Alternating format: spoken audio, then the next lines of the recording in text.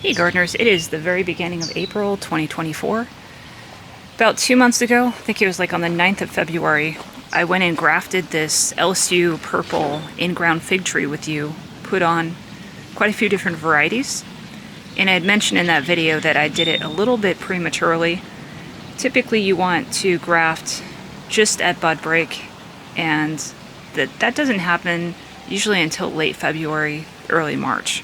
As you can see, the in-ground fig trees have leafed out, as well as these grafts. Some of them are further along than others. A lot of that has to do with variety. I don't want to claim success just yet because I have had some grafts fail. Sometimes if there's a weak graft point, it can break off later. But this is a good sign so far. We have activity on all the grafts. So Coldedom Roja. That was done with the tool. This one over here, I did not use the tool. This is a Copole Curt Negra, and you had to actually use a cleft graft just because I didn't have a good matchup of scion and rootstock. And so this was the best approach for that one. So those two varieties I just showed you, they're a little bit further behind than these other ones.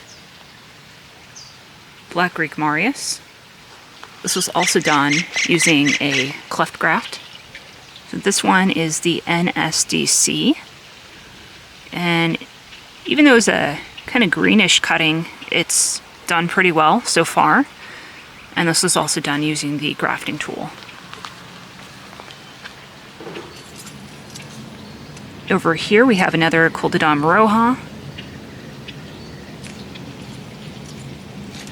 This is another NSDC.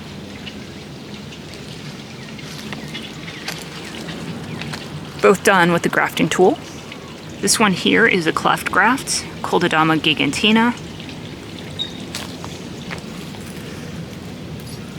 Another Coldedom gigantina. This one was done using the tool.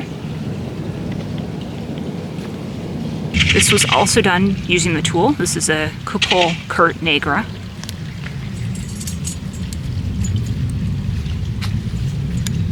Colonel Littman's Black Cross. Also done using the tool. And then another Colonel Littman's Black Cross, done with the tool. So even though it's been a couple months here, I'm definitely going to be leaving this grafting tape on. It's not going to harm the tree or girdle it. I find that the tree will just naturally start, enlarging this section, and it will push the tape off. Between sun and weather, it'll come off. And if it hasn't by the time we reach around June, then I will remove what's left. You don't want to prematurely take that off because your graft may not be fully healed. The other thing that I really look at is these buds that are pushing from rootstock. I just rub them off. So I don't want this competing. So, just twist it off. Use your nail to kind of just pull off those nodes. And that'll ensure that the tree is not going to be supporting the rootstock branches, but supporting these grafts. One really cool thing about grafting is it's not all that uncommon for me to get main crop figs off of these new grafts. And I definitely don't need to worry about pulling off the fruit. I let it fruit the first year. Fig trees grow phenomenally in our climate, and you don't need to baby them by taking off fruit. You can definitely let them fruit, and they'll put vigorous roots into the ground. So just an update there on those grafts. So if you live in the Phoenix area, you know that we went through an awful summer last year. Just relentless heat, back-to-back 115-degree days. That weather severely sunburnt this tree to the point where the bark was just falling off. It had completely died back here. So if you have a situation where the bark is literally just coming off the tree, there's no healthy cambium there, the best thing to do is actually remove that bark. Because if you leave it, what can happen is you'll have bugs go in there and nest in there, and then could actually affect the rest of your tree. So what's recommended is to just take a sharp implement. I used a chisel, and I just cleaved off, all of that flaking bark to clean it up. I want to take you to the other side of the branch So despite that the other side of this is dead, you can see a growth point coming out of this node here. You can see another one here. Another one here. So what's going to happen is all of your new branching is going to come out on the other side.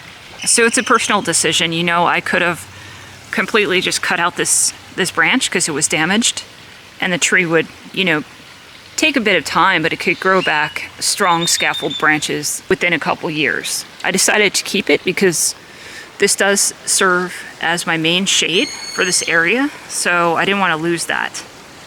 And the branches are still viable, like I mentioned. It's just not going to spurt growth from that dead portion. Update on the mulberries. This is the Thai dwarf, and it's quite loaded with mulberries. You can see all over, and these will ripen up this month. And as I pan this way, all these containers are my Maui mulberries, and you might be wondering why they're cut back. So the reason I cut them back was because the crop that set in March got destroyed by hail. We got some really bad hail in a storm in March. It actually put bullet holes through a lot of the leaves of my tropicals, kind of unexpected, and this Maui mulberry did not do well with that. The fruit shrunk up, dried up, and just dropped on the tree, so really did not get to try this mulberry. So another gardener in Florida recommended chopping them way back, so I did. I cut probably about 2/3 of the growth off to spur them to produce another harvest. So I'm hoping this time around we're not going to get any more, you know, freak weather events, and they'll be able to, you know, set some good fruit. At least way out in the West Valley, this variety has not done so well with these freak cold events, whereas the Thai dwarf had no problem with it.